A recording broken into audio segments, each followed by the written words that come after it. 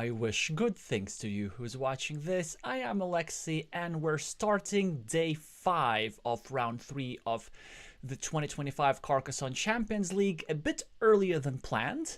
Now it is 2 a.m. UTC, so this stream is intended for anybody who is in the Western Hemisphere, East Asia, or for nocturnal Europeans. Originally I was planning to start day 5 with the match Lord Trooper versus Tarkhan of 28, which will happen at 1900 UTC, but I was just playing against StatMat in Group C. That match was happening kind of late and was very mentally stimulating. It lasted 3 games. I managed to prevail in this one, and then I decided that I'd stay awake for one more match. And the match that we're about to watch is in the same group where I am. So it will be important not only for y'all who want to watch, but also for me. I'll be gathering intel about some players. Against HT Bry of Chile, I have already played. Against easttung of Hong Kong, not yet, at least in this group. And also the match between these two should be fairly interesting. So they both have won and lost a couple of matches. Not all the statistics in Group C have yet updated, and they both still have chances to qualify. And there's a fierce battle between 3 players going on for the 3rd spot in the group at the moment, which happens to be also the last spot from which you could qualify. Alrighty, so we're going to jump into the first game, and we can see that easttung is currently higher rated, but when it comes to the skill of these players, HT Bry is a bit more experienced. He has played in Team Chile, the World Team Carcassonne Online Championship, for several years now. He was even member of the team back in 2021, so probably more tournament experience, but a higher rating for the Hong Kong player. So according to me, at least, that's a complete coin flip. I am not sure what to expect from this game. I expect an incredibly close match. Normally I say that somebody is the favorite, but here I think it's a true 50-50. And speaking of 50-50s, a coin flip has just been won by the Chilean player. He managed to draw the quadruple city tile that fits into the square, the one and only city tile of this shape. But now I wonder if he even wants to put it there. And yes, exactly, he doesn't, and there are reasons for this. So you can see that red, and that is easttung. The Chilean is playing with green meeples, by the way. So red here with 5 points.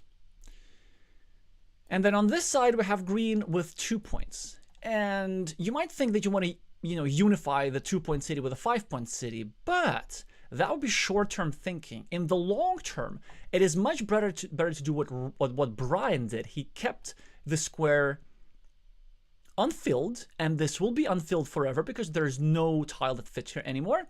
And then he will be free to build up his city much more. All right, but we have some other interesting things in this position going on. We can see that also easttung has his road very uncomfortably placed, and he's now forced to help HT with his ruin over here for the chance to get a meeple back. So now, for example, he can draw one of the 2 horses available, or he can draw a combo of a dagger plus a road monastery. And I wonder if he's going to go there now, because this road monastery setup would be pretty powerful, and that would be a way to get out of an annoying position.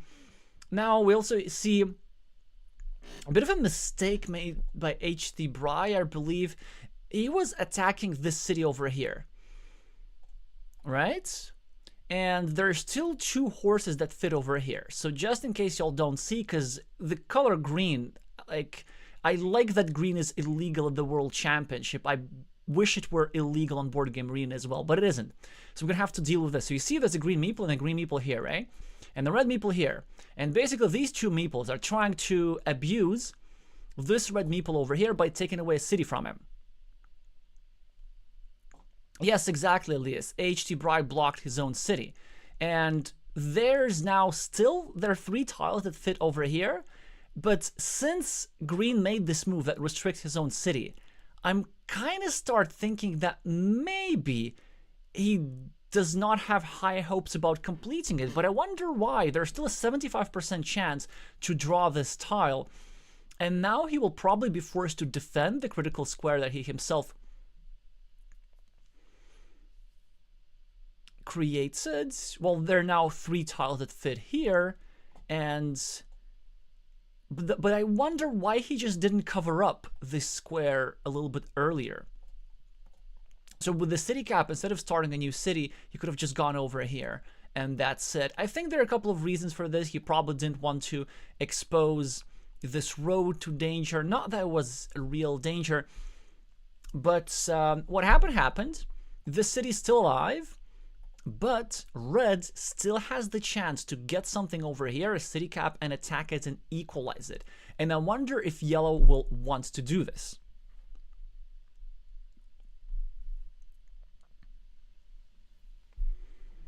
So, easttung with the road monastery, no, with the regular monastery, starts it in a place which controls green's roads. Green is doing just fine, like green is behind on the scoreboard, but he has some construction projects, like this city is likely to be completed.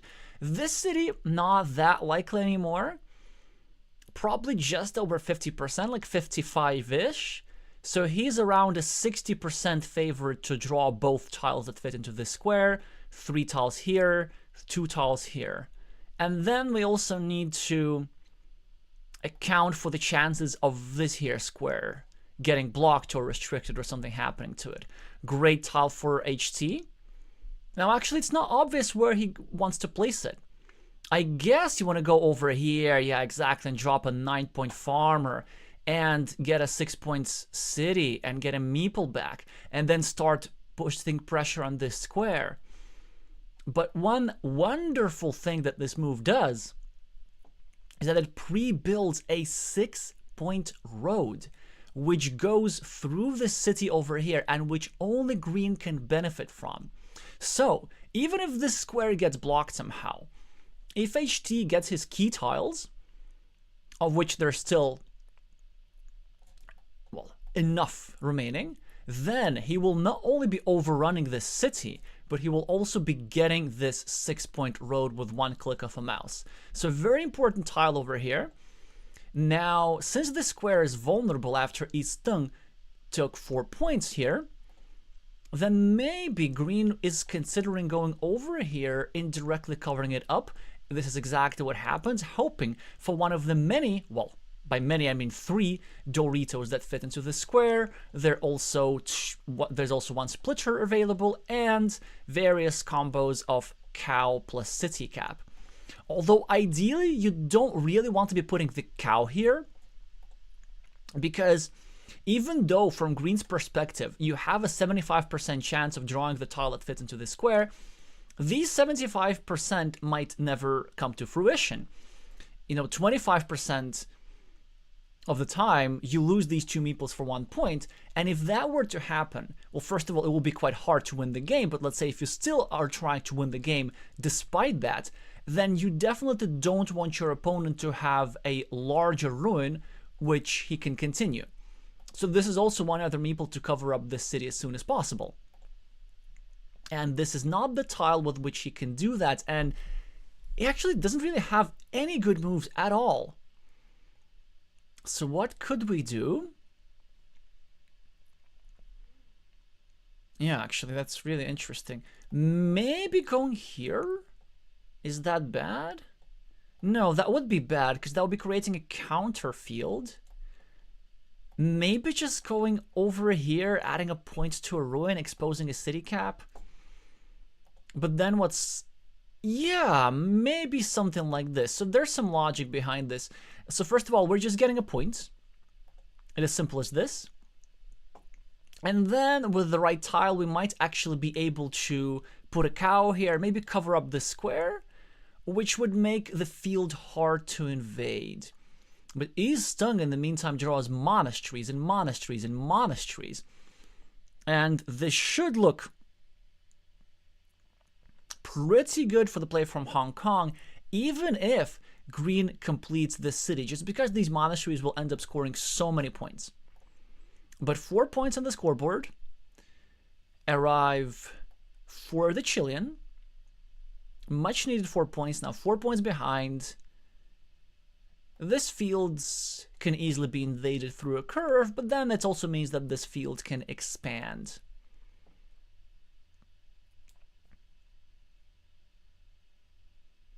Easttung with a fantastic tile. Probably wants to go over here. Not like this. I would have probably preferred putting it sideways than trying to meeple the new city upon completion. Because here you actually lose your meeple pretty easily if you're red. Like, there's still many road ends remaining. There are 5 road ends remaining. I mean, there are 5 crossroads remaining. There are many more road ends. And Easttung, of course, gets quite fortunate that they get their meeple back immediately, but I'm not sure even if they should have done that. No, they should have, of course. But anyway, had they placed the city cap the other way, they wouldn't be having these problems in the first place. HT does draw one of his key tiles, does not complete the city just yet, but still 3 tiles that fit over here. And now red tries to block this square. Now he won't be able to reconquer this city, but at the very least he'll make sure that green does not complete it and does not get his points doubled. And then I wonder, how important is it actually to try and preserve the integrity of this city? So a normal move for green would be to do something like this. You just take your meeple back, maybe even consider meepling a second field. But it is quite tempting to forego the monastery and use it over here as a way for indirect defense, just reducing the number of tiles that fit into the square that could block. So for example, at the moment, there are road Doritos, so one road Dorito that fits there. There, of course, the last horse that fits there. And there are 2 umbrellas that fit there, so at least 4 different tiles. And if we go over here, we sort of eliminate that opportunity. The problem with that move is that still 3 starting tiles fit here for a complete block, and a bunch of other tiles fit in here for partial block, or at the very least an invasion. So for example, if red is to get the last cow, he could place it over here, and then this square would be blocked because there would be no more cows remaining. And there are other opportunities, such as drawing a Dorito and restricting this square towards a cow, and that's why HT chooses not to defend. Let's see if that decision pays off, and so far it does. So he manages to get 7 points from the monastery, or 6 rather, and this control of the field is actually very nice. And he does draw the Dorito anyway before Easttung can block, and this city over here is already scoring 1, 2, 3, 4, 5, 6, 7, 8, 9, 10 points, and upon completion it will score 22 points and 6 points for the road, and there's an 88% chance of that happening. And now suddenly a position which looked wonderful for the player from Hong Kong looks extremely, extremely difficult. So what do they need to do? Well, first of all, they need to get some meeples back. And then they need to start getting as much compensation as possible with those meeples. So what could we do as red? Well, we could, I guess, go here. Then we could draw another monastery, meeple it here. Maybe we could get the last road monastery and meeple it here, for example. Then we might look into combos such as the last remaining straight line, monastery, and starting tile. That would actually be quite nice. That would prolong this road, get a 9-point monastery, and then you could finish that road, then get 1 more monastery over here, Yeah, then red actually is doing really, really well. They did get the last straight line, which they absolutely should use over here. That's a great tile for them. And now they can hope for any type of monastery over here. If they get the regular monastery, they can go over here and hope for one of the 3 tiles to give them a meeple back, which they absolutely should do. Or they can even use the road monastery over here, hoping for one of the 2 umbrella tiles. That would cut this road short, of course, but it would instantly give red the road meeple back as well. So that way the game could actually be pretty balanced.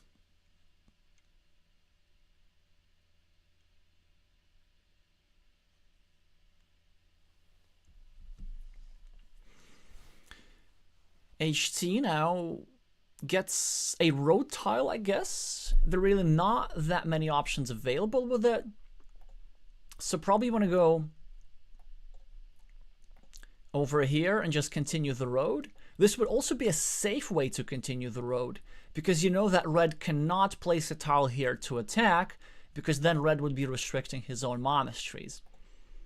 Instead, he decides to simply drop the tile. I don't like this decision. And I think maybe green underestimates a little bit the extent of the threat that red has. So like green will not be necessarily ahead when finishing this city. He will be just okay. He decides to get a meeple back and consolidate.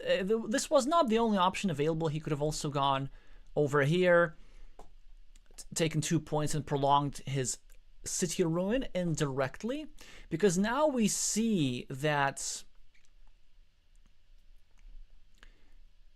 red managed to score 2 points and also block this here square. So this ruin will no longer be expanding. As red completes these setups, I kind of start liking red's position more and more.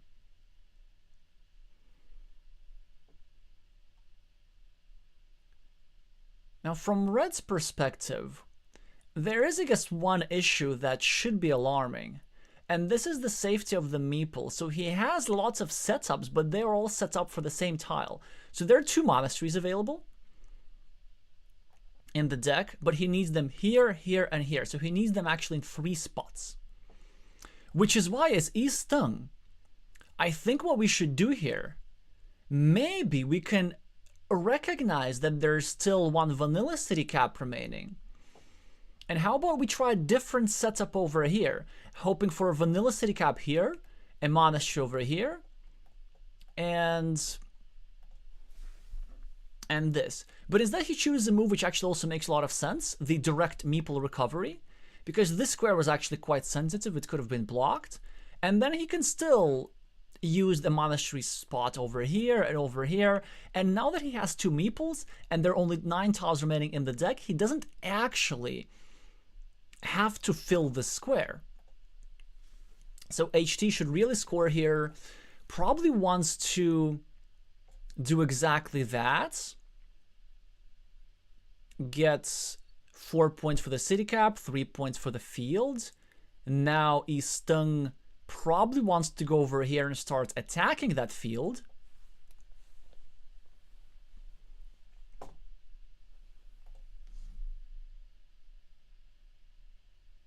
Hi, Edgar. Not necessarily insomnia, it's just my match, which happened late in the evening. I was playing against almost 11 p.m. against Matt Tucker. That was quite stimulating. It lasted 3 games, and then I figured if the Carcassonne stream is just in a couple of hours, why not do it? But yes, I wasn't planning to stream this initially, but glad I did, as with 7 tiles remaining, it's still not clear who's ahead here, but this is a crucial draw here for HT.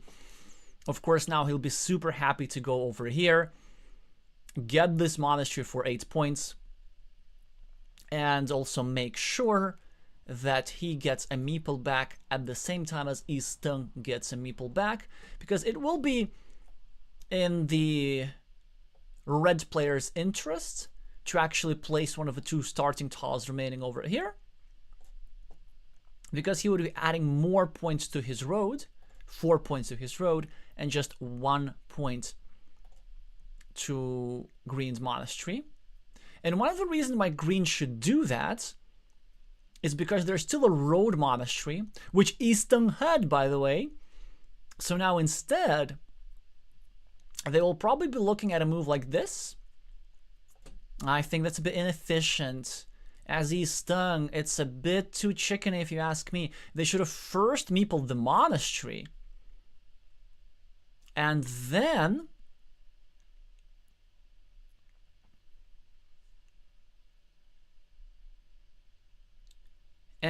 connected it with a bit of a better tile. Because from red's perspective, you know that if green does not finish their city, then you're doing great. But if green finishes the city, then green will be getting 2 meeples back, but green will be giving red a meeple back. So red actually wants to spend their meeple as soon as possible so they don't end up with a meeple surplus. So this invasion seems to be a bit extra, since there were a couple of other tiles available. There's still the vanilla city cap, of course, although he needs a vanilla city cap here. Actually, yeah, what were the tiles available? That's interesting. There's starting tiles, of course, but we can discount those. Yeah, maybe there were not that many invasion tiles after all.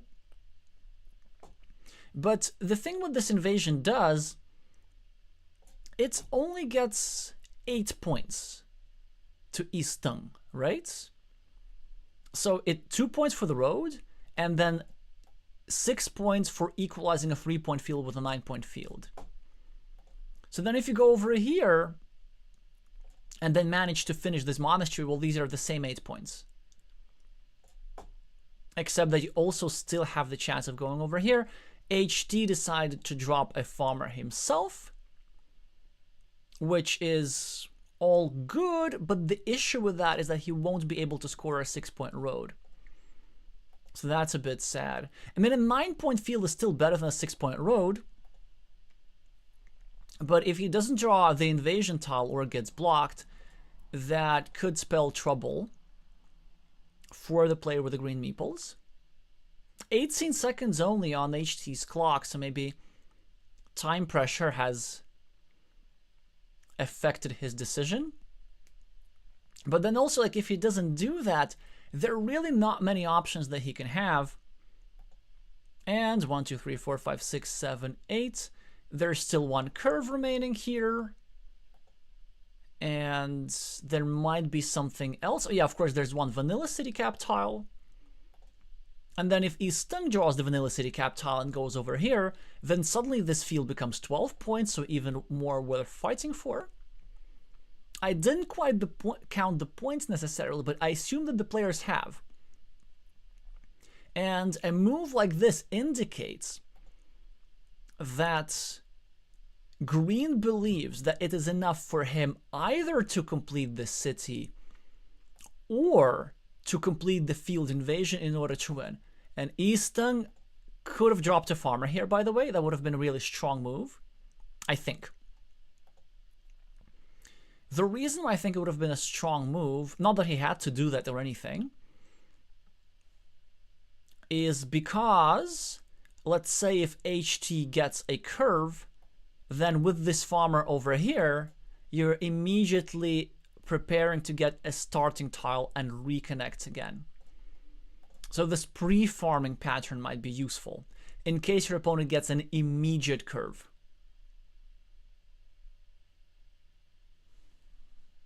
So an umbrella tile for HT doesn't have a good use to it. Starting tile for easttung, who is probably looking to put it here and drop a farmer and equalize. Well, I guess this appears to be the move that first comes to mind. And now the remaining styles should be vanilla city cap, 1 more starting tile, and curve. All high impact tiles. Vanilla city cap over here or over here, although this use will probably be blocked. Starting tile over here, of course. Or maybe less over here. And curve here in all likelihood. Yeah, this is not the easiest endgame exactly. But intuition tells me that easttung should be dropping a farmer there. And in that case, he will... Yeah, but it's kind of tough, actually. It's really, really tough. Because green should be ahead overall. So this city roughly equals a monastery. This monastery equals a monastery. This ruin equals this ruin.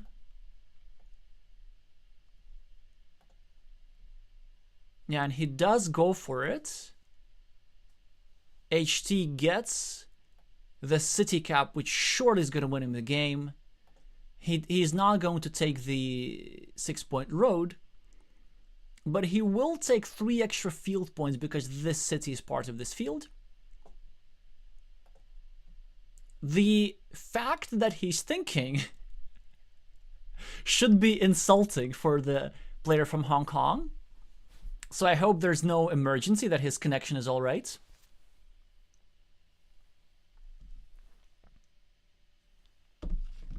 He does indeed complete the city.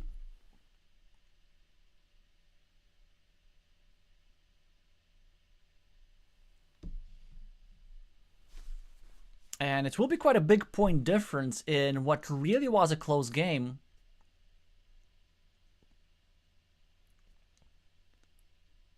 Well, easttung, I think, overreacting a little bit with his 2-point move.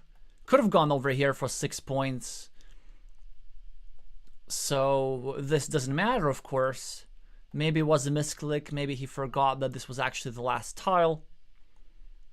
But the outcome is what it is. A big city for the win for HT. Does not get this 6-point road. Misses out on a little extra dopamine burst, but does not miss out on the win.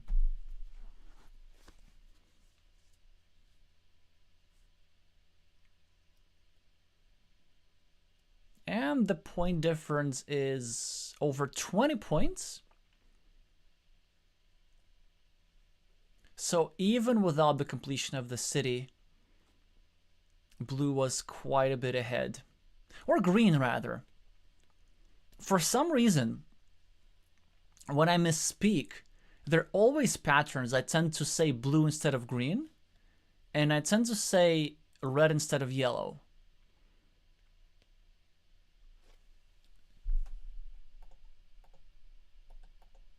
So hopefully that should make it easier for y'all to understand me when I speak about the next game, which is going to start immediately, as the players were briefly discussing the opportunity of a break, but they decided against that. So the Chilean takes down the first one, and I'm going to try and update the score first. easttung, though, with a great chance for a comeback. Starting player, one of the best possible starting tiles, slight statistical advantage. We'll be looking forward to placing that tile and meepling that city. Scoreboard, scoreboard, scoreboard. Where is it? Yeah, there we go. Brian gets the first one.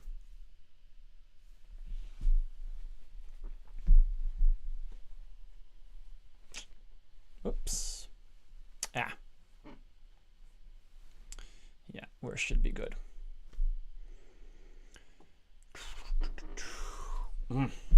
Not the comfiest setup, but it is what it is.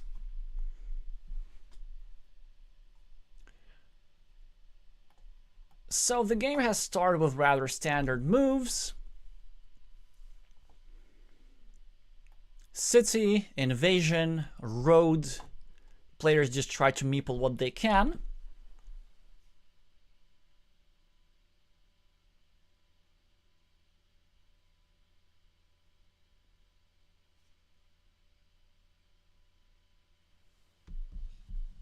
Elias is saying, so games of blue versus green and yellow versus red are the only confusing games left. Yes, this is exactly the case. So luckily here it's red versus green. So I typically don't tend to confuse the two when speaking. Although interesting is that actually red and green should be very annoying to watch for about like 3% of a population, or maybe 2% of a population because of partial color blindness. Like red and green are the two colors which are easiest to confuse visually. I mean, not easiest to confuse visually, but like if whenever somebody has, this is just the most common type of color blindness. There was sometimes a discussion thread of Board Game Arena about this, and somebody uploaded the pictures of like how would meeples look with different types of color blindness, and it does indeed get quite confusing. Well, in any case, both players seem to be just fine. They know where their meeples are. They're continuing their own features. HT Bry meeples his own green monastery. easttung continues his own red city with a great tile here. HT now with another wonderful tile, looking to continue his city and set up a road monastery or regular monastery. But there were other options as well. He could have even gone over here and tried to equalize this road, but this move is strong enough. You actually want to get out of the situation as soon as possible. So it's great to support your city with your monastery, but you don't want to do that for too long. Otherwise, your opponent could start blocking, or they could draw something as simple as a triple city tile, meeple it, and then sort of force you into an awkward position. But a fantastic tile for the player from Hong Kong. Really now looking forward to equalizing this game. He's now trying to attack this city over here for 14 points or something. Still, all the big tiles, including the quadruple city tile, are still in the deck. So it's a really safe invasion. Statistically, actually almost impossible to prevent. Because in order to block it properly, what would you need to do as green? You would need to first wait for a city tile, for something like a Dorito with a field. Then you place it over here. Then you need to dodge defenses or indirect defenses. Then you need to draw something like another Dorito or a triple city tile. And because the quadruple city tile is still in the deck, you would need to go over here and meeple it again. So even the best possible outcome for green here is just equalizing this city. Or maybe if he draws the quadruple city tile, he can get himself some sort of extension on the left in a winning mini battle.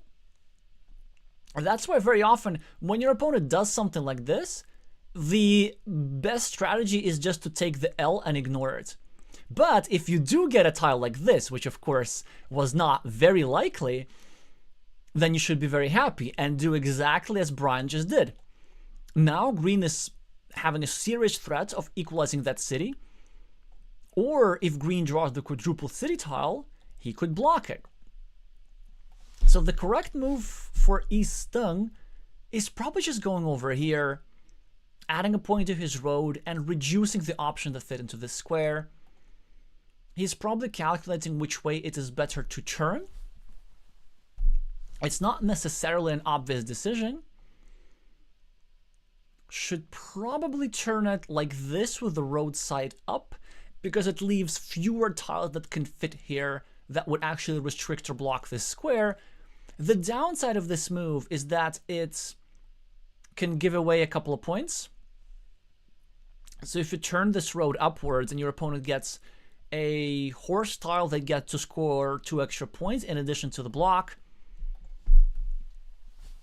I would say that it is not a big deal at all in this case, and the extra percentage points of successful defense are better than what you would be losing in case of giving away this 2-point road. Brian now with a great idea here, trying to invade Red's road whilst also completing his monasteries. That actually makes a lot of sense. And also he knows that it's relatively safe to leave this cap over here. Well, for a variety of reasons. First of all, his opponent has already a city open, so this city cap will benefit Red slightly less than Green. So if Red gets the city cap, then of course he's going to score 4 points, but this means that his city will stay longer open, and maybe we will have some chances to attack it with back-to-back tiles. But Brian picks up the cap anyway, but this allows Red to now make an invasion, which also would threaten this here square, and this square is really, really sensitive. So I really wonder why easttung hasn't gone there just yet. Although I've noticed that this player tends to take their time, which is usually a good thing. He just needs to make sure that he does not find himself in time trouble.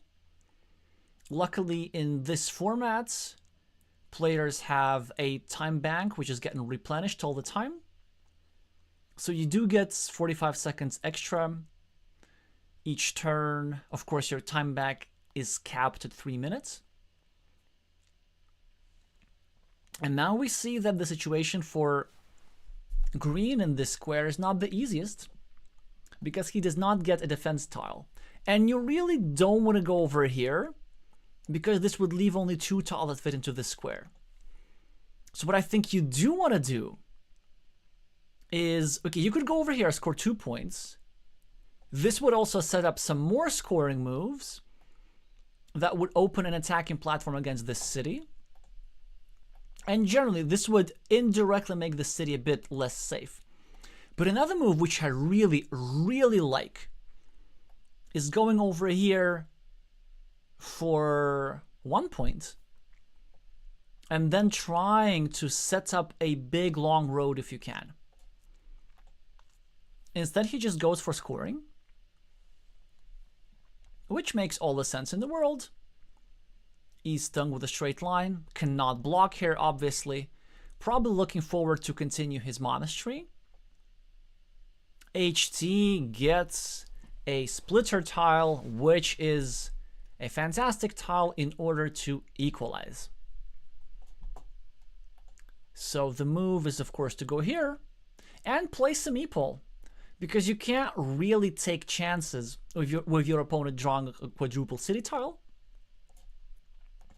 And ignoring this square would, of course, be madness.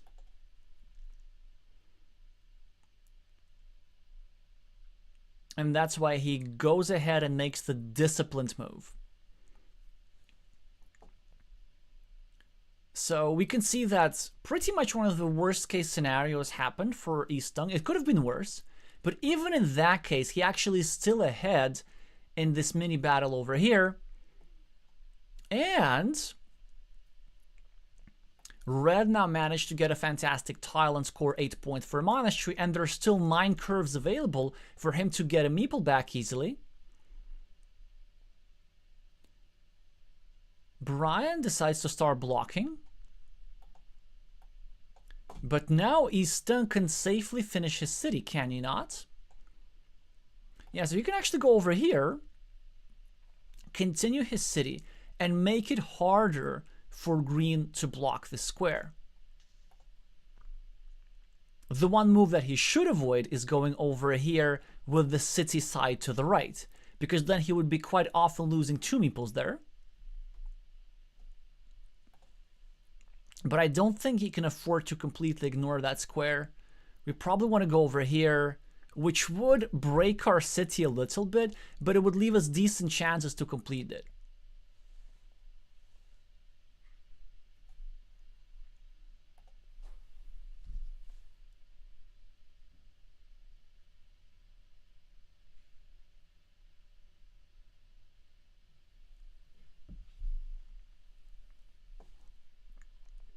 But yeah, I can see how he really doesn't want to make this city bigger than it has to be. But he has to. Because going over here, it will take a substantial number of blocking tiles away, including something truly devastating, such as cow tiles, horse tiles. Well, actually, no, cow tiles still fit there, but horse tiles don't. And road Doritos don't fit there anymore. And since there's still 9 curves and 1 road monastery available, Easttung is still very likely to complete this meeple, and then once he has a meeple back, this city will be doing just fine. Because Brian has only 1 meeple himself, something that he will also be able to deal with. Oh, come on. That's way too dangerous. A much safer move was to place the tile over here. This is being incredibly ambitious. So he wants to pre-build a long road which goes over here like this, right? So that upon completion of the monastery, he can meeple a wonderful road. Which is all good. But this leaves the possibility for red to draw a crossroads, go over here, score 3 points, and still block that square. Because also another problem with red drawing a crossroads, not only will they be able to go over here, but they will be also taking away one of the outs.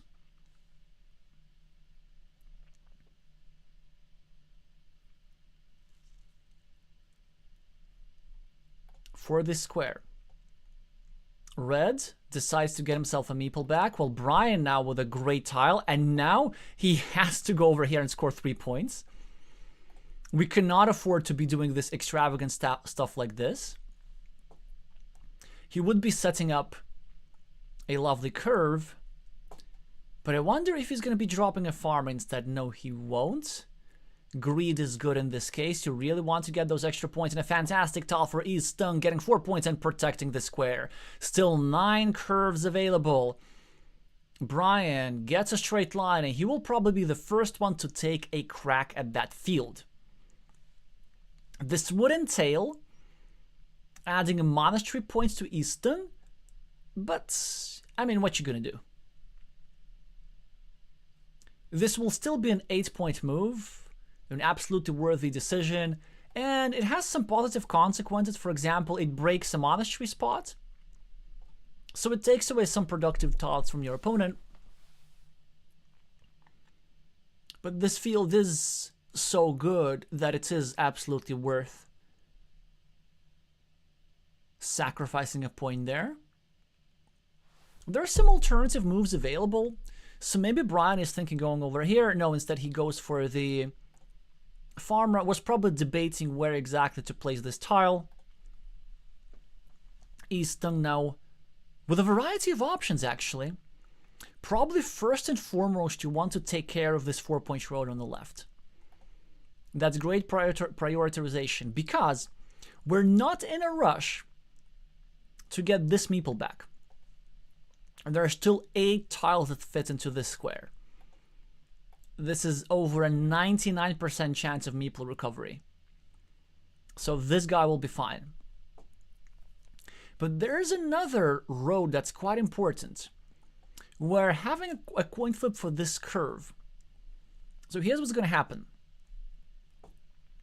Either green manages to draw a curve that goes here, and meeple a 5-point road which goes through red's monastery, controlling it, or red gets a curve first, and then meeples a road which goes through both monasteries, controlling green's monastery. And because we were in such a situation that green was more likely to have the curve because green was about to move next, red decided that, you know what, I'm just going to start blocking the square entirely. Which is something that makes a lot of sense. He will be then later planning to get a city cap, and then a straight line, and then block that square entirely. easttung. Now builds up his monastery, but I think... No, that actually was a great decision because HT was very close to blocking that monastery completely, using the fact that all 4 starting tiles have gone out. In fact, had red not placed a tile over here, then green could have gone over here with this city cap and blocked red's monastery. Instead, green goes and attacks red's city, which is a wise choice because this city kind of getting dangerous. HT with a monastery tile. Can't really afford to spend his last meeple just because this guy's about to get blocked. And now he has a dilemma. Do you just take 2 points somewhere? Or do you try and sacrifice these 2 points for some form of defense? If he goes over here, and then he still has a 50-50 shot at meeple recovery here to use one of the field crossroads. There's 4 in total, 3 on the board, so 1 still in the deck. And this would also create an attacking platform against this city. So without the attacking platform, it's absolutely not worth it. With the attacking platform, it is probably worth it. Because I think from HD's perspective, well, we gotta be thinking, what's the move that gives us the best win probability? And he decides that he wants to be super aggressive and meeple a 6-point monastery. And that's a decision which makes sense, but it is double-edged. See, so his plan is to draw one of the 8 curves to get a meeple back. And that's fair. But there are some chances how he might draw value tiles before he draws the curve. So for example, he might draw city caps, or well, actually it's just city caps. Yeah, he might draw city caps before he's going to draw the curve, in which case he's going to need to not have any value from those city caps because he doesn't have any meeples.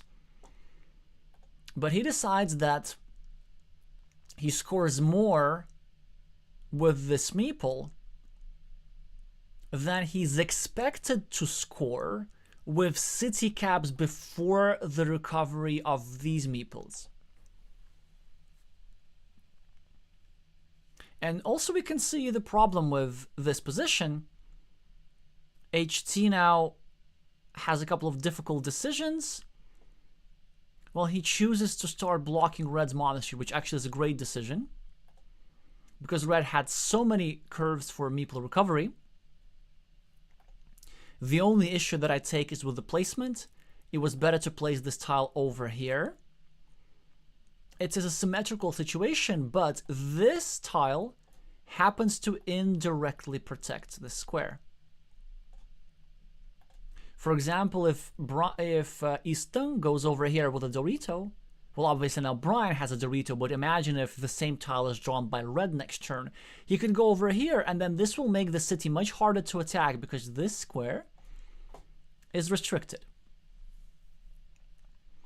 But also, I need to point out that green managed to accomplish a lot with this attack, because red would have loved to use this tile elsewhere. He actually would have loved to use it here, to start blocking this square. There are only 3 triple city tiles available. And if he were to go here, and then here, and then here, he would be able to block the square completely. Green completes the invasion at the bottom. Red completes his monastery, gets ahead on the scoreboard. Green now gets the first value tile from which he's going to lose value. Or maybe not so much. He won't be able to score 2 points, but what he will be able to do is go over here and all but block red city, or at least make it much harder to complete. Both splitters have gone out, so the idea of separating this meeple like this ain't gonna work. Easttung with a dagger. Probably looking not to start any new cities, but there's an appealing looking road over here at the bottom, for 6 points, which I rather like, red has a sufficient number of meeples to take advantage of those points. And there's still a few road ends available. There is a horse. There are a couple of crossroads. We know that red needs a crossroads over here, but we also know that this square could be blocked in general. So it's okay to start preparing the usage of a crossroads in a different location. Hi, Sparkle Horsey.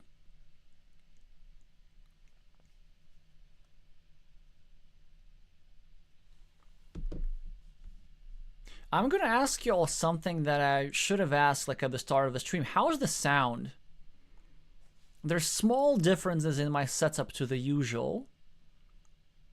So do let me know if it's too loud, too quiet, too whatever.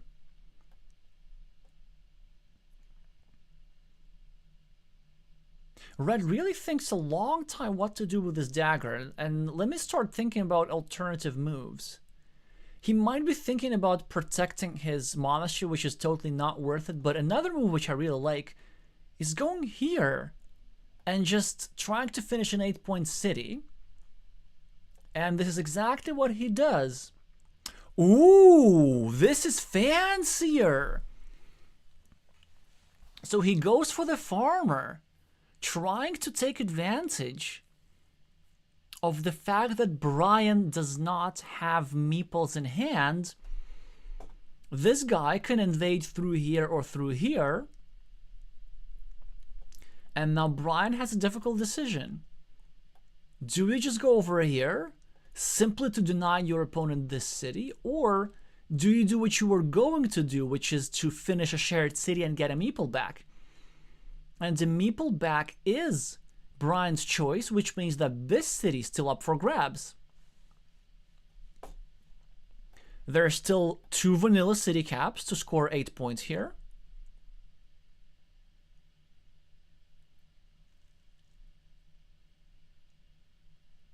And are there daggers? I think there's some daggers. There are 2 daggers that fit here. So probably Brian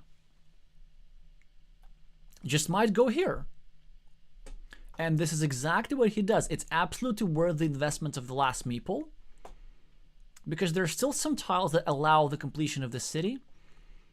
But even if the city isn't completed, it does the important job of denying the same city to red, whilst also continuing green's monastery. 6 curves still remaining in the deck, and green just can't draw one for the life of him. By the way, I need to point out that the road move that I was suggesting would have resulted in a 7-point road already, but now easttung has another chance. Do we go here and try to meeple the juicy road? Or do we go over here and try to continue our city and run away with it? And now I probably prefer the latter move. Just because there are really not many Doritos left. It's a nice threat to create whilst your opponent doesn't have meeples and can't invade. And if you postpone this too much, then you might find yourself in a position where you need a road Dorito in 2 places. Here to expand your city, and here to complete the field connection. Because now the idea of going through this route is a bit more far-fetched, since this city is in the way.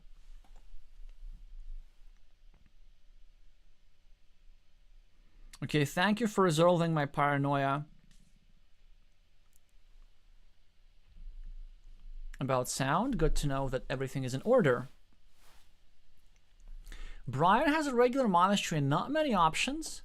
Could go over here to obstruct that city a little bit, but with a large number of vanilla caps and daggers, this would not be much of an obstruction, but it's still worth doing. Instead, he could go and obstruct this city cap.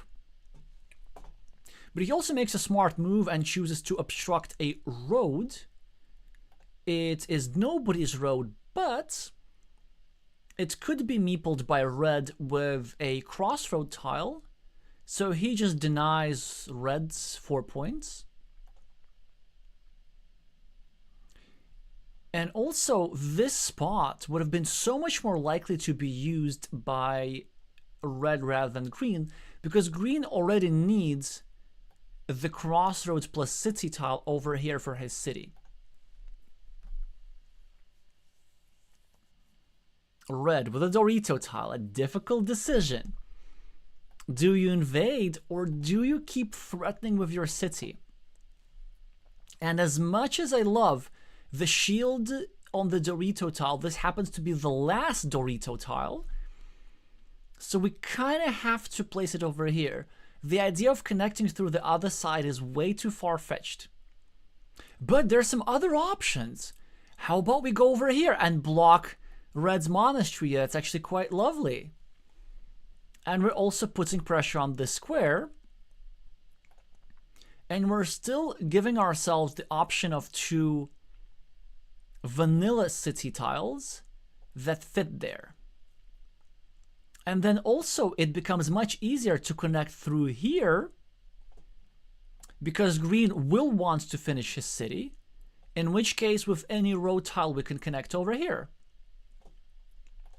So that was a nice find by the player from Hong Kong, who now gets a crossroads, and he will consider using that crossroads for a meeple back.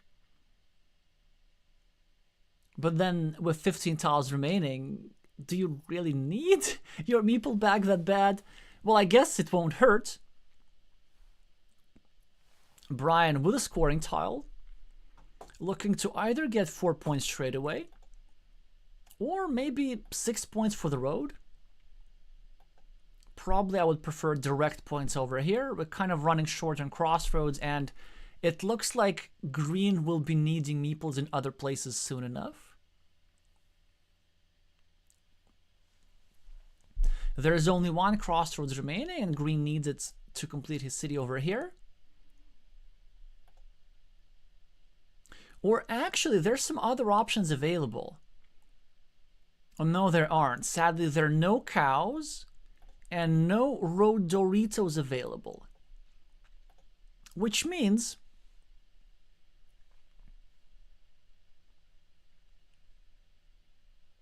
that there's no way to continue this city without actually helping red to invade the field, but red invades the field anyway with a vanilla city cap tile. But I wonder if it was worth going over here and trying to threaten the city on the right. Brian now in a tricky position. He's behind 6 points on the scoreboard and on meeples. And red has a bunch of threats. With a couple of city caps, he could finish his city on the right. With a city cap on the left, he could invade with another farmer, which is why Brian prevented from happening. And I think he might even meeple this here city cap for insurance, although that's a bit far-fetched. Yeah, so the purpose of this move is not invasion, it's just covering up the fields connection. But then green still has some good news. This city is still completable. Well, maybe now less so.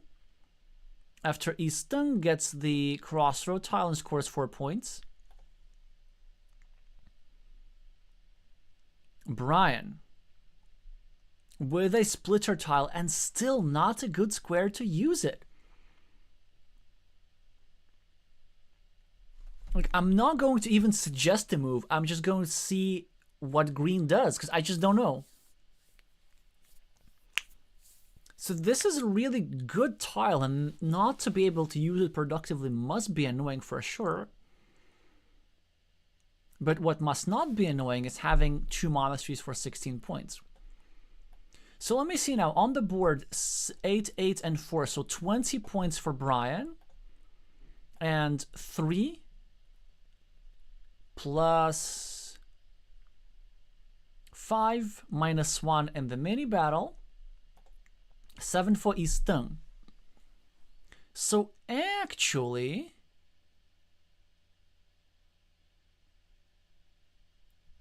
Brian is ahead by 3 points. But red has more meeples. And a meeple in this position is more valuable than 3 points. One of the reasons for this assessment is the fact that there is a 4-point field up for grabs. It's just neither side draws a suitable tile for it. And we can see that green simply discards the splitter. Straight line for easttung manages to completely block this square because there are no starting tiles available, but he also sets up a sneaky field connection opportunity for either side. And now Brian will be deciding, does he actually have to go there? Because now that red has invested a meeple for just 2 points, which is a questionable decision to say the least, then maybe we don't have to try attacking the field. We can just go over here and get ourselves the 6-point field. Because this is about as good of a scoring opportunity as we're going to get. Yeah, this move is not understandable to me, because this move would make sense with road dent tiles remaining, but out of the 13 road dent tiles in the deck, there's not a single one available. All 8 crossroads, 3 horses, and 2 road monasteries are already on the board. So I'm really not sure what these 2 points are all about. Maybe it's a way to prolong his road and drop a farmer. Maybe that's his plan. 1, 2, 3, 4, 5, 6. So there's still 3 curves remaining. He might be tempted to go over here with a farmer, but it is quite easy to invade or to block. Brian has no blocking tile, which would be another curve essentially. He would just need to go over here. But he has a city cap tile and he has a difficult choice.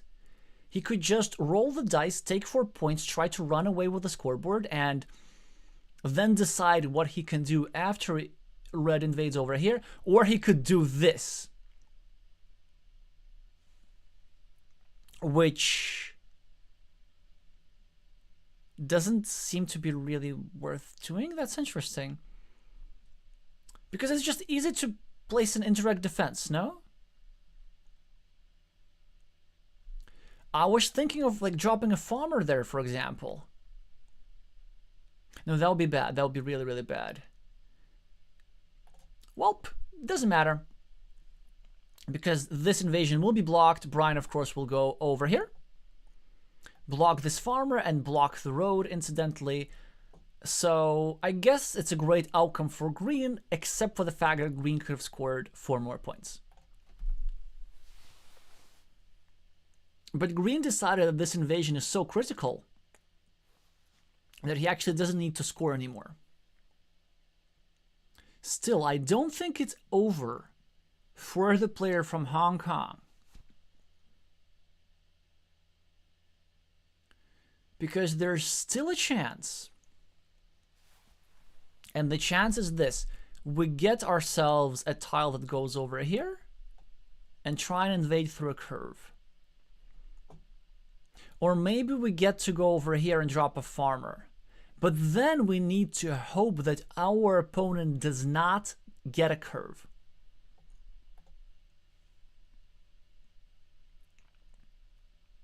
Because if our opponent gets a curve, then they get to block immediately. So then we know that there are 2 curves remaining, right? But what are the other 2 tiles? Do we need to be extra sure?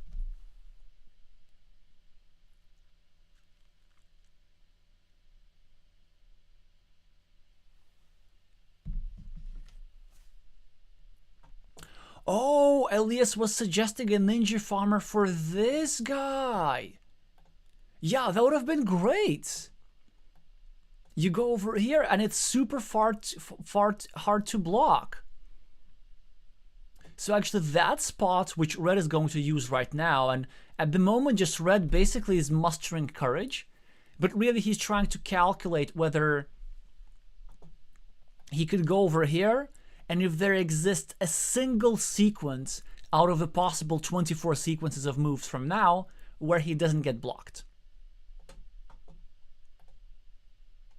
Also, given the fact that 2 of the tiles are curves, there are only 12 unique scenarios rather than 24, which makes it easier to permute in your mind. And I presume this is what he's trying to do at the moment. So what are the remaining tiles? No big tiles remaining, no Doritos, I believe. I think we have some daggers. And there's one. And this is actually not helpful. Because a dagger is a blocking tile. There are no monasteries. Ah, an extender. So this is the plan. We go over here. We drop a farmer. And then we have a 25% chance of winning. Because there's a 25% chance that our opponent holds... Wait, never mind. This doesn't work. He can... Yeah. No, it doesn't... Nothing works. Nothing works. Yeah, he's gonna go... Oh, no, he's gonna mess this up. He needed to turn the tile the other way. So that extender doesn't fit anymore. But the problem for him, the extender still fits on the left, where simply Brian can drop a farmer to neutralize. But maybe he makes a mistake, who knows? Yeah, so the problem with this placement is that now 1, 2, 3. Oh no, that's actually all cool. So Brian could make a mistake here. If he goes over here, then there will still be a dagger that fits into the square. So maybe this move is actually genius. Maybe it's trying to induce a mistake. 5, 4, 3, is he going to lose on time? No, he is not. Yes, a mistake happens. Yes, he makes a mistake. Unbelievable. All Brian needed to do in order to win was just go over here and draw an equalization farmer. But I presume that Brian must have miscounted the daggers or figured out that he needs to go over here. Man, if this was actually calculated from easttung, that's just next level genius. Because objectively, there was no way for red in order to win. Green is a bit ahead, and all green needed to do is drop a 0-point farmer to equalize. And then that's it. The game would be over. But he chose to block mistakenly. And then 1 in 3 chance of red happening to have the right type of curvy tile in hand made it work. Unbelievable sequence of events. We're going to see quite evidently that green was in fact ahead. Wait. Yeah, he was, of course, because green has the 6-point field over here. So this is great news for our fans from Hong Kong, but also great news for our neutral fans, because yet again we get to witness a decider. Chile won, Hong Kong won.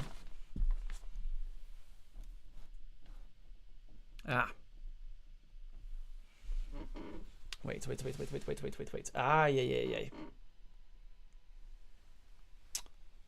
Yep. That's my setup here.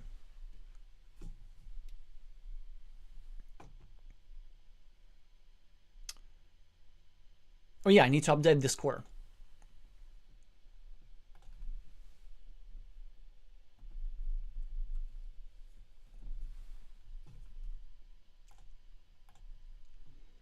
Yeah, so this is what time trouble does to you. Red with the swindle there. Let's see if HT Bry can mentally recover.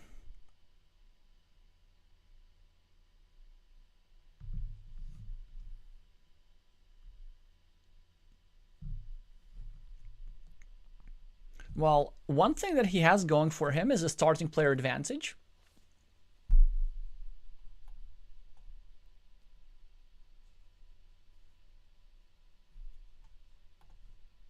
And the 4 points on the board.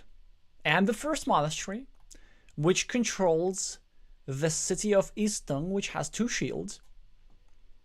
So an advantage for the Chilean at the start.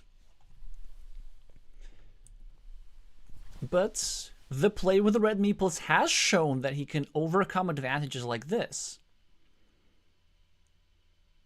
Yeah, I would be very curious, so for all eastung's teammates, if you could ask them, like, was the purpose of this move to induce a mistake? Because it looks like it was the case. He actually spent a long time thinking about this. Yeah, the cool part about this is, had he turned the curve the other way, which is sort of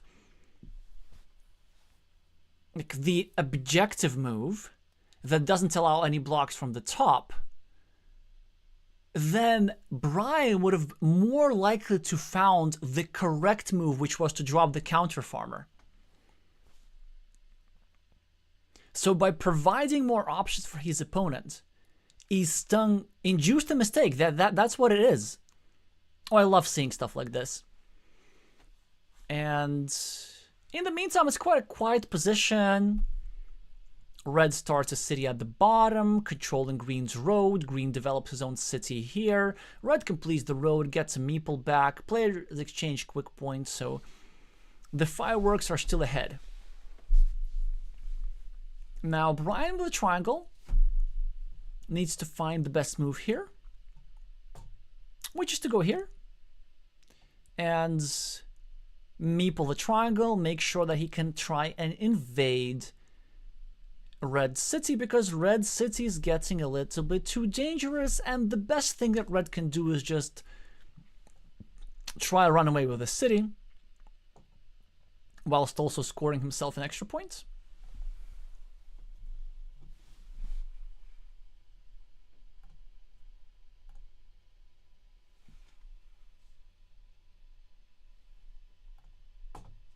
And this is what happens. So much so that we need to zoom out. Green, preparing your usual finishing a monastery with another monastery. Red, now I think makes a little imprecision. So tactically, one of the most difficult decisions in Carcassonne is to figure out which is the correct way to turn the triangle, left or right, because it depends so much on the situation. In this case, I definitely prefer turning it to the right. The main reason for that is the fact that if Green managed to successfully connect to this city over here, then if this tile is turned to the right, then Red would have a chance to reinvade with one of the 4 remaining cows like this and actually run away with an even bigger city. Well, there were a few other reasons. For example, the city was safer and so on and so on. In the meantime, Brian meeples a new road whilst exposing his monastery, but he's not afraid of that. And if he draws the monastery early enough, this could actually make his monastery safer, because this square would be a bit safer. Green finishes the city. Now this square is very vulnerable. And Red finishes the city too. So this triangle is now in trouble, but a great tile for Brian, which he can use in a variety of places. Probably want to be going over here at the top invading Red City, not allowing him to finish yet another shielded abomination. Or, you know, shielded piece of artwork, depending on whether you're asking a Chilean fan or a Hong Kong fan. A splitter is immediately drawn by Red, so he finishes at 10-point city anyway. A splitter is drawn by Brian as well, which gives him excellent chances to save the vulnerable square over here. Yeah, you probably want to do something like this. Meeple this cap for insurance. Although there's some scenarios how he would lose 2 meeples, so that would not be great, but he still has to do it. The farmer is extremely risky, simply because it leaves the city cap open, and it's really not what we want to be doing. But maybe it works. Maybe he manages to draw a Dorito or another Dorito before easttung manages to draw a blocking tile. The reason why this city cap is more dangerous than normal is because 2 out of the 3 daggers that would fit into the square have gone out. So any restriction that occurs over here against this square would be quite severe. Red with a monastery tile and a couple of good places. So this is the most obvious one. He would be finishing Brian's monastery, but you actually want to take out that spot. Or if not, you might want to go over here. But this would pose some other problems. Yeah, I don't think this is the strongest move. Because it, first of all, it expands Brian's field. Second, it actually indirectly protects their city. Because if green draws something like a straight line that can go over here and restrict the city cap that fits into that square, and thus they make it harder for red to find the tile that blocks this square. As a consequence, this green meeple gets to live. So I think just going over here and biting the bullet, allowing your opponent to get a meeple back, but denying him the monastery in the future was the way to go. But this was not the plan of red. The plan of red was to block that square, and he's just in time before Brian draws his 8-point monastery. But our Chilean fans should not be too sad. There's still 1 tile that fits into the square, and it's a high impact tile as well. For the entirety of the game until this tile is drawn, red will need to live in fear. Yeah, because these 50-50 blocks are double-edged. So on one hand, they do restrict the options. On the other hand, if green does get the tile that he needs, then he will be scoring more points as the result of this tile here placed by red, and he will be much more likely to get a meeple back because there's only 1 square remaining to fill.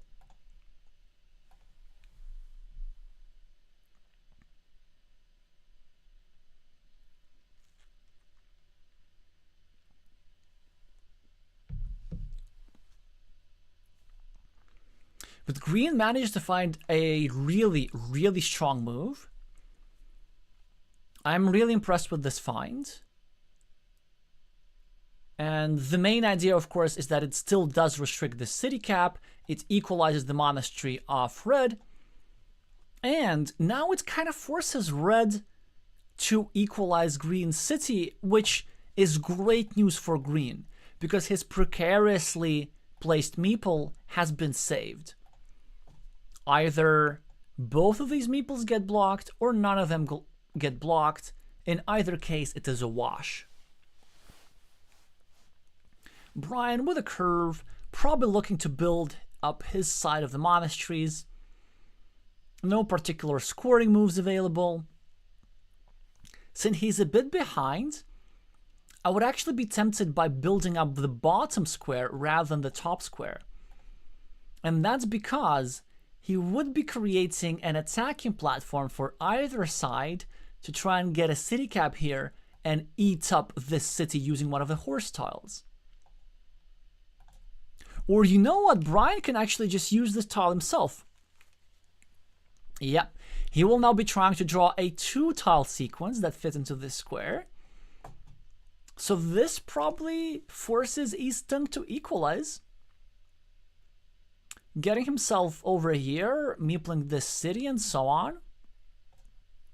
Because if left unattended, Brian could draw a Dorito to cover up, and then one of the 3 horses to get a 16-point city.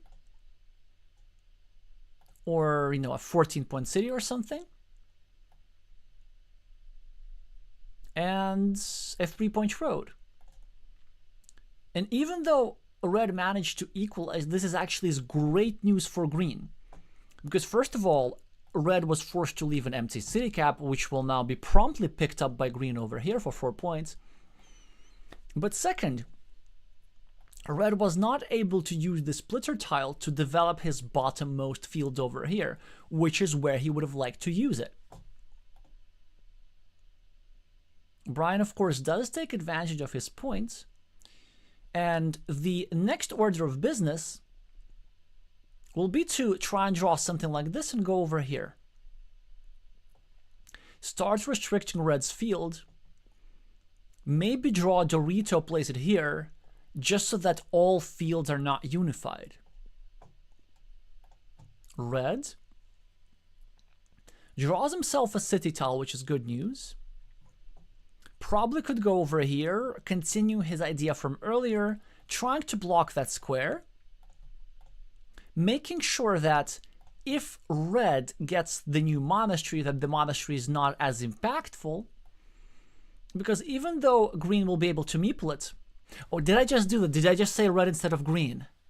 So I guess y'all will just need to decipher what I'm saying. I think I said red instead of green. I was trying to say that if green draws the monastery, then at the very least, the negative effects from that monastery are mitigated.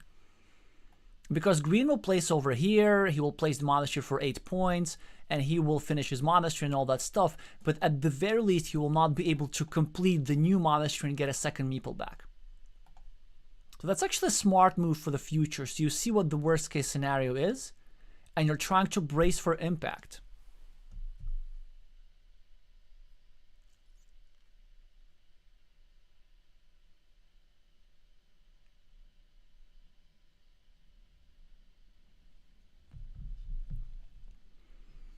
Dagger tile for easttung. This move by Brian is inexplicable to me. It's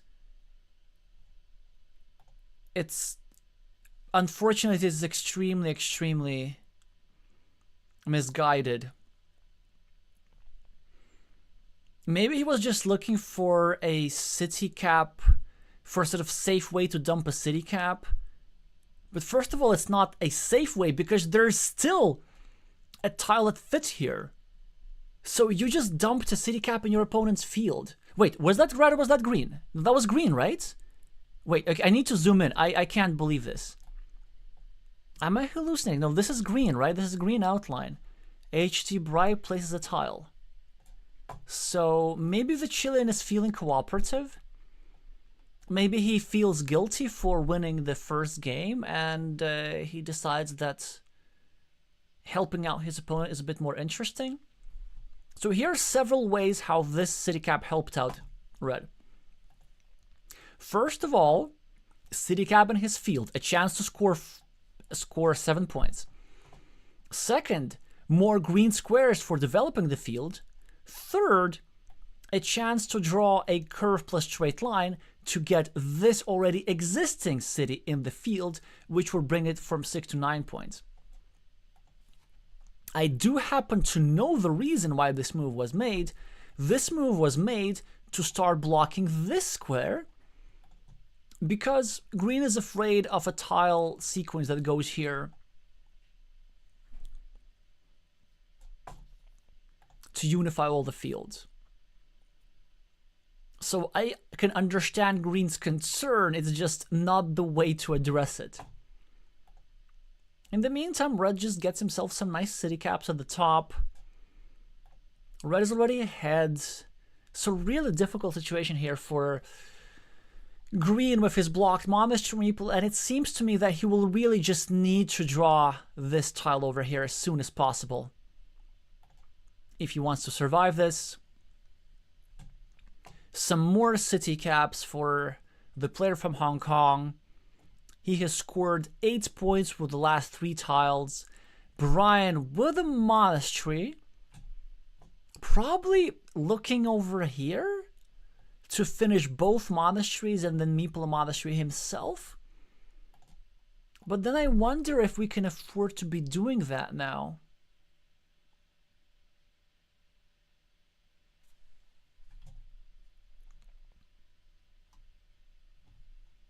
Because let's say if he does this, which is the move that first comes to mind. He does indeed do this. Oh, he does not meeple this. Okay. Honestly, I can understand this because fields are becoming more important. And I think he's planning to drop farmers. But now, reds can go over here. Whether or not he wants to take the 6 points along that for the monastery is entirely his business. But instead, he simply chooses to build a monastery, and now it's a chance for Brian to strike.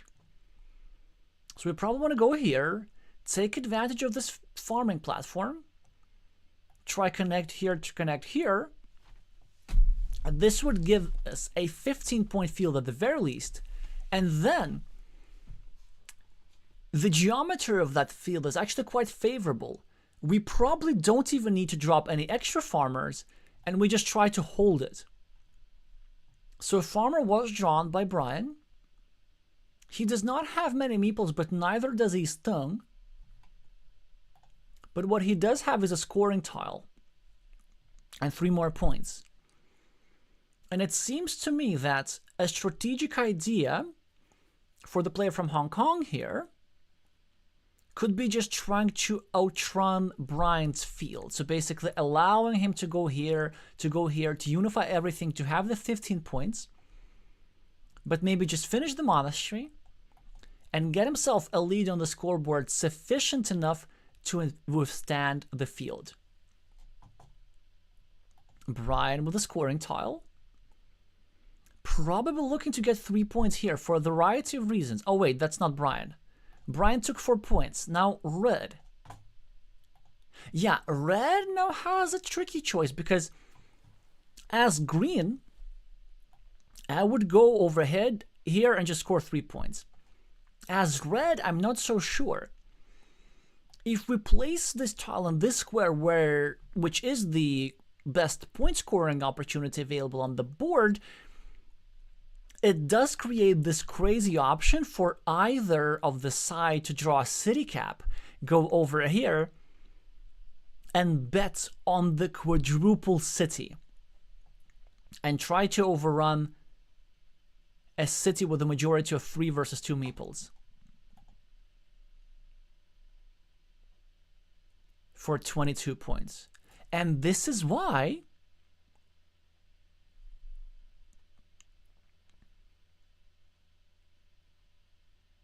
he chooses to forego the points. Brian invades. I think he prioritizes the wrong field. He should first take care of this invasion, because this guy can invade through both sides. And now red can safely go here or here and build up his monastery and not worry about letting green into the field. This square, on the other hand, could get blocked. And it seems to me that even though this field is very nice at 9 points and probably then some, if something gets placed over here, or if this cities get completed. 9-point fields are great, but 15-point fields are better. And normally, in most positions, you actually don't want to be expanding your fields by too much, because then they become vulnerable, and then you're forced to defend them, and it's hard to defend them. The geometry of this field is such that it doesn't actually have many good connection platforms, well, except for this one at the bottom, which actually is quite fantastic. But if green is proactive enough, green could go here, here, here, and then make himself a 21-point field by adding himself these cities, and then just hold tight and build barricades. It would require quite the sequence of road tiles, but all of that is doable. And that probably represents green's best chance at winning this game. Starting tile for easttung, which is a fantastic tile. He gets to go over here and complete his monastery. Or at least bring his monastery super close to completion. He would be leaving an empty city cap, but it is what it is at this point. Also, I need to point out that this city cap has been here for ages, and there's still one dagger that fit here, and yet nobody wants to block it. Well, I can understand why red doesn't want to block it, but green doesn't want to block it either. And look at this. Green decides to wait with the monastery and instead develop his bottom field. He also happens to save the city cap, leaving a 50-50 chance of getting 7 points over here, and then he also drops another one. Brian connects the fields as planned. easttung is probably looking to go over here to finish his monastery, or maybe instead he's looking to go here to try and limit green's field a little bit. And by a little bit, I mean by 6 points.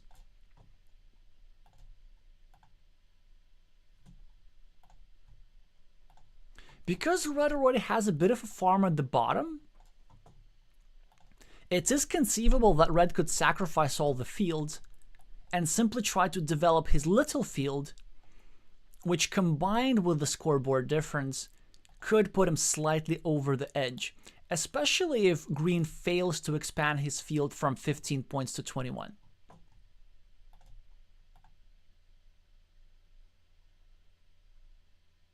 Interesting move from red. I guess it sets up not only a curve but also a road monastery, so that's the shtick of it. Although I wonder if that's necessary.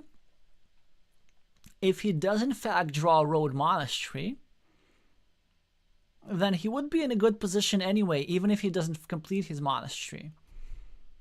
Because red drawing a road monastery would mean green not drawing a road monastery and not being able to take easy 9 points over here.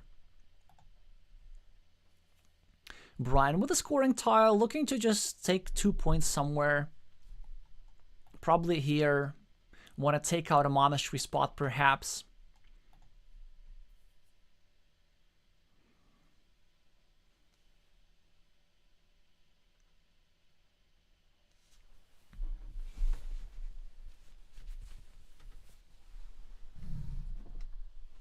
My hot beverages have already gone cold. Both players have really been taking their time here. The match has lasted for over 90 minutes already.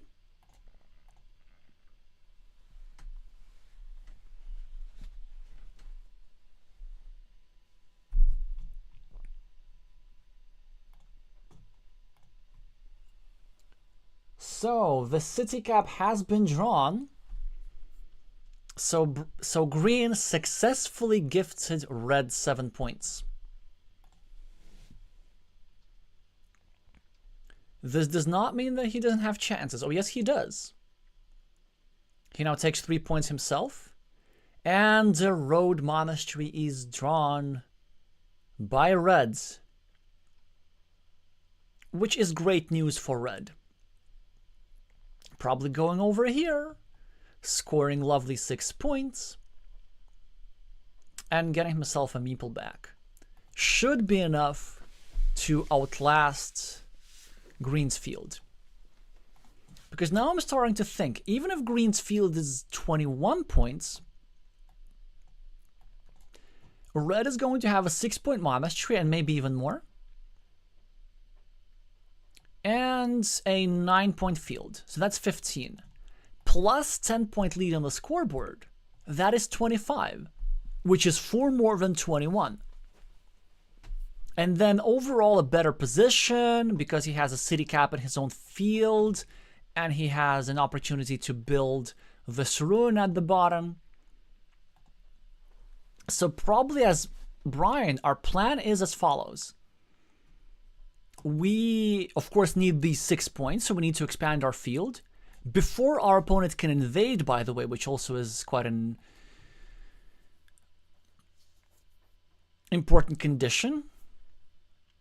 And then, closer to the end of the game, we try to invade our opponent's bottom field somehow. And share those 9 points. And then that should probably do it. Because this would put us ahead 5 points or so. Brian decides to play a risky move, which I love. He's just simply creating a long road to be meepled by either side.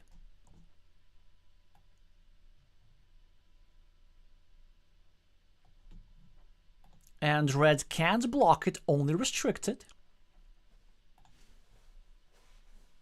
But as red, maybe instead we want to just go here and block the farm. Or maybe not. Maybe we want to prioritize blocking the road, then trying to later draw a meeple that would invade the farm.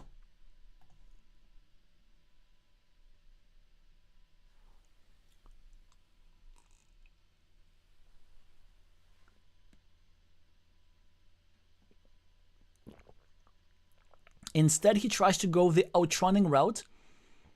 Simply 2 quick points for red. Green is now deciding between taking out a city cap on his opponent's field, which would net him 1 point, and then he could still invade that field later with a variety of options, or he could do this straight away. Try to connect all the fields right now. Red with a scoring tile again. Now seeing red's strategy, I presume that he wants to go here, just keep scoring and simply trying to outrun green's efforts. Big tile for Brian. I wonder if we invaded this point. I don't think so. We still need the quick points. So you know what we do? I think we go here. We make it harder for red to drop a farmer here himself, or to place a tile here that would block this connection.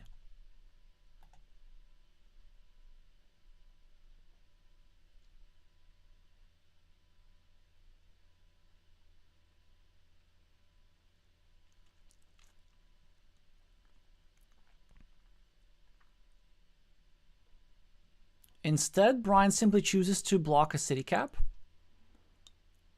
And I believe the winning tile for red has been just drawn.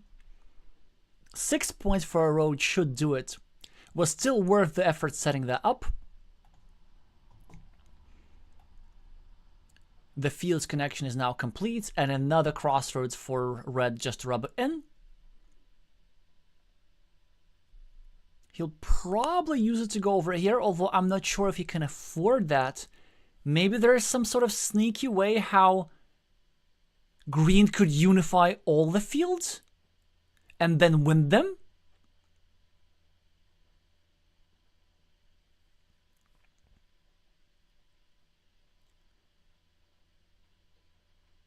This happens to be the last Dorito. So I was thinking of going over here and then setting up some sort of invasion.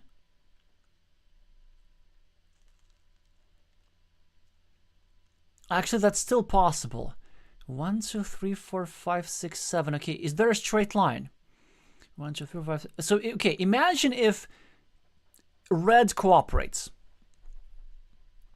and just red ignores all our threats. We can go here. Then we can draw a curve. We can draw a farmer here. We can get a straight line, connect to the field, and then we can draw one more curve and connect all the fields for a whopping 27 game-winning points. Wait, are they actually game-winning? Because red scored so much that I don't think they're game-winning anymore. But we still have to try. Instead, he sets up a field connection in a different way, which is understandable. Red will just be ignoring everything and going here, scoring 3 quick points, 2 through the road. Oh, red. Okay, asking for trouble. Green now will be, like, green now should connect the field. Because I think there's a scenario how green wins.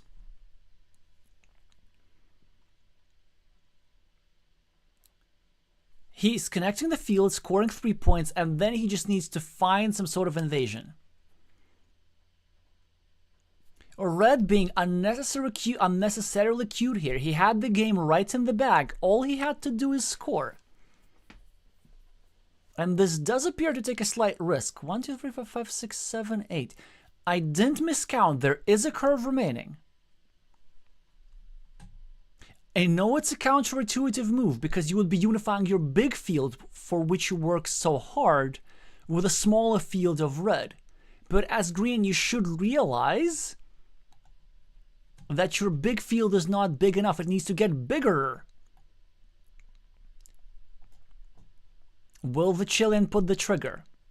I think what he's thinking about is whether any field invasions after this will be successful.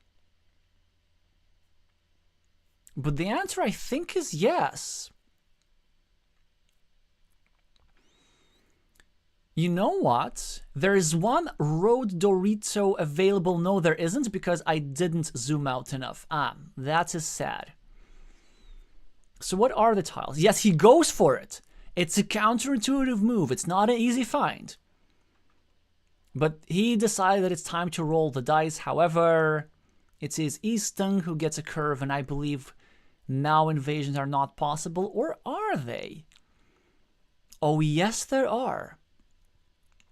Imagine if he goes over here and just scores 4 quick points, which is a reasonable move. Then Brian can draw himself a horsey tile, go over here, get a farmer, and then a straight line, and then connect like this. Moreover, it's actually unpreventable.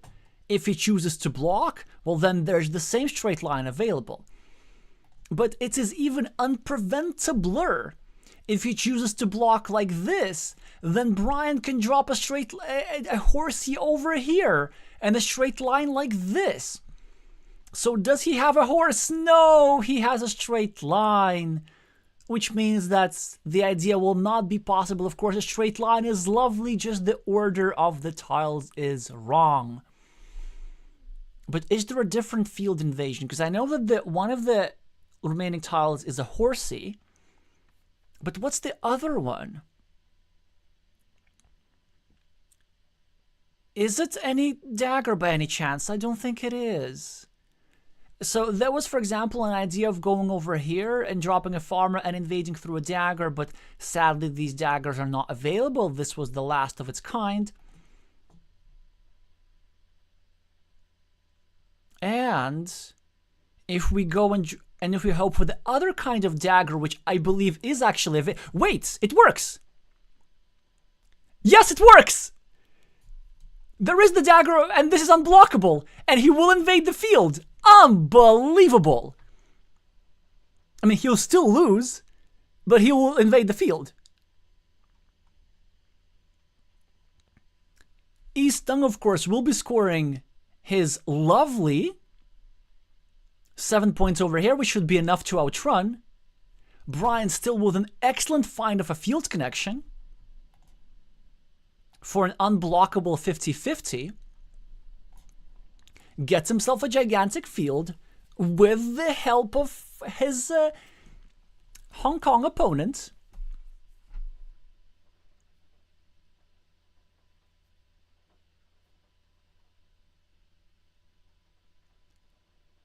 But this field will not be enough. Because the 8 point for the monastery and 7 point for the city surely will be enough to outrun it. Yeah, 27 is the farmer, so 12 points is the difference. Still a great effort from Brian in this last game. Yeah, very well played again from Easttung. For the most part, just simply realizing that he can outrun his opponent, keep scoring, ignoring the field over here, which was probably not the easiest thing to stomach. Maybe just making his fans sweat a little bit after trying to set up the unification of all the fields. But it wasn't necessarily a problem. Yeah, so both players are discussing the luck factor. I do believe that the highlight of the day, of course, was the end game of the second game, where Easttung, in a completely losing position, in a position which was objectively lost with no chances, made a move that induced a mistake from his opponent. That's just one of the most brilliant things I've seen in a long time.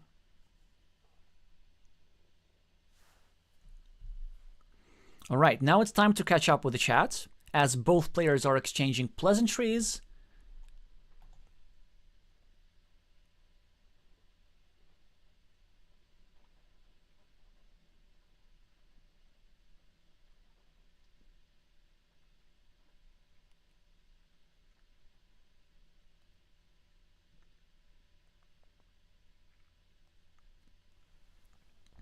By the way, just to address some comments about this evil hamster over here.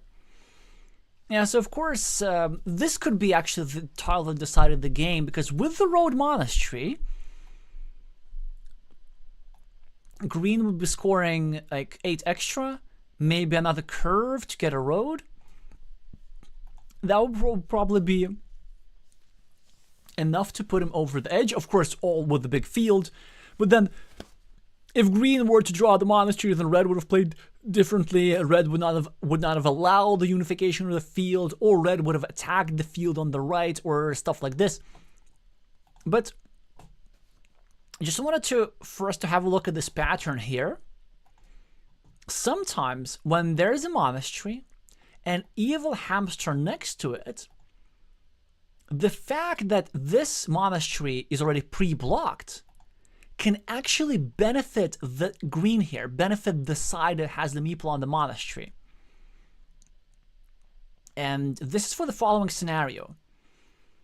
If the monastery is drawn close to the endgame, then if it is drawn by the opponent, or by red in this case, if this square were full, then red can just go ahead, take 9 points, give green a meeple back, but then maybe green doesn't have any time to reuse this meeple effectively, and he can't score as many as 8 points.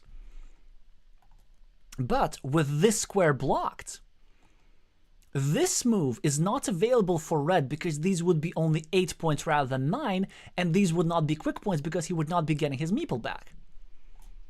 On the other hand, green can still meeple this monastery for 8 points, because he will still be getting his own meeple back. So if the tile is drawn closer to the very, very end of the game, then it benefits green significantly more than it benefits red, just because of that extra meeple factor. So very often, if you have a monastery, it is beneficial to have not a complete evil hamster spot, but an evil hamster spot except one square. So like another 8-point monastery spot next to it. That can be quite powerful. In any case, the monastery was drawn by red, so it didn't matter. But just wanted to point out to address some comments. Alrighty, it is almost 4 a.m. UTC. Yes, Elias, semi-evil hamster. Or how could we call it? Like, what would be an English word for semi-evil? Like somebody who is evil but not fully. Or maybe has evil tendencies. I don't know, antisocial hamster or something like this. Although I guess, what's worse, evil or antisocial? Because like antisocial typically means like criminal stuff. Although evil can also mean criminal stuff. Anyway, somebody who's good with words could weigh into that. Mean hamster I like. Or average hamster, if we're using chains of synonyms. Right, it is just very late and my mind is wandering places. I guess it's gonna feel a little bit weird for those of you who will be watching this in the recording at a normal time of day. So the atmosphere will be completely not what it is right now. Hi, Andres. Well, good morning to you and probably good night to me.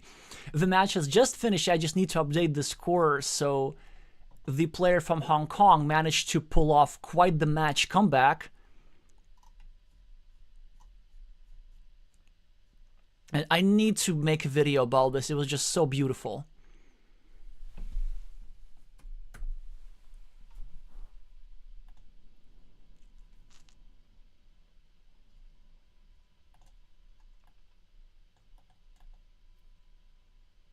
Oh yeah, well, before wrapping up, I guess let's do our usual. So first of all, let's look at the group situation now.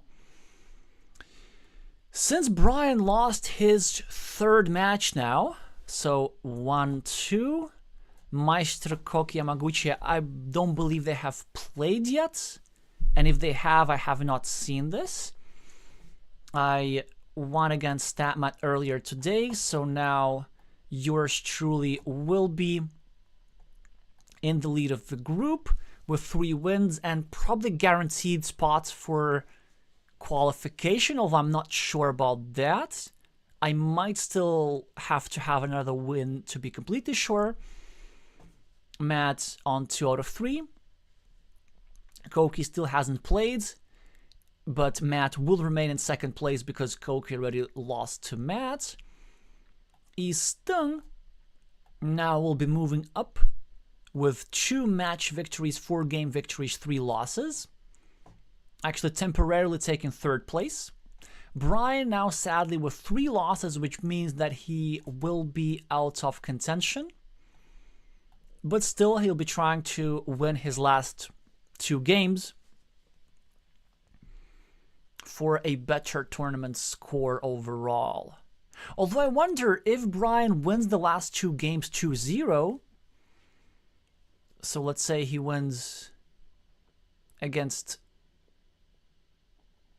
Yeah, let's say if he wins both of them 2-0, then he would have 2 wins and a good tiebreaker. And maybe he can hope to get into third place. I guess the problem for him is that everybody else will be still playing each other and they will have chances to get extra points. Although some mathematical chances do exist for Brian, but now it will be much, much harder. easttung, on the other hand, will be competing with these 2 for the top 2 spots. So I think a key matchup will be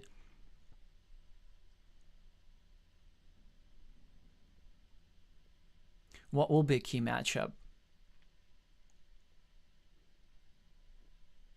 I guess easttung against StatMat, because he already lost a key duel to Koki Yamaguchi. Yeah, and especially so if he does win against StatMat, and then he might hope that Koki Yamaguchi loses his other games, then easttung might be even second or even first. And then say for Brian, winning his next 2 games and then just hoping that these 2 guys lose. Which of course is not the most likely thing to occur, but there is hoping. So anyway, still a chance for everybody is the conclusion still in most groups. We're in round 3 out of 5. So a lot of things can still happen. So the last thing remaining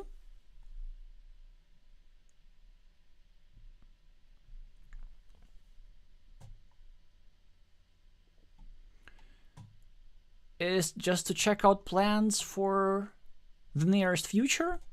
We have one more Carcassonne Champions League stream this week, and that will be today, at least in my time zone. That's today if you are in the west of the Western Hemisphere. And then it's tomorrow. Lord Trooper against Tarakanov 28 and Gat 79 against Clovier at 1900 UTC. Then those matches I will not be able to stream. I've even surprised why they're happening in the first place, because this is the time when we're going to having ourselves the Mind Sports Olympiad. I'm playing in it and possibly streaming it as well. So basically I'll be streaming any events in which I won't play. The plan is that I won't be streaming the first morning qualifier because I'll be playing the morning qualifier on the 26th. Then if I manage to qualify for the playoffs, I will be streaming the evening qualifier. If I don't manage to qualify for the playoffs, I will be playing in the evening qualifier. If I manage to qualify for the playoffs, I'll be playing in the playoffs. If I don't manage to qualify for the playoffs, I'll be streaming the playoffs. So it's pretty straightforward. If I do manage to play in the playoffs, I won't be able to stream, but just to have some sort of Mind Sport Olympiad content, I'll probably record my games and just upload them afterwards. So these are the plans. I'll see y'all in 15 hours.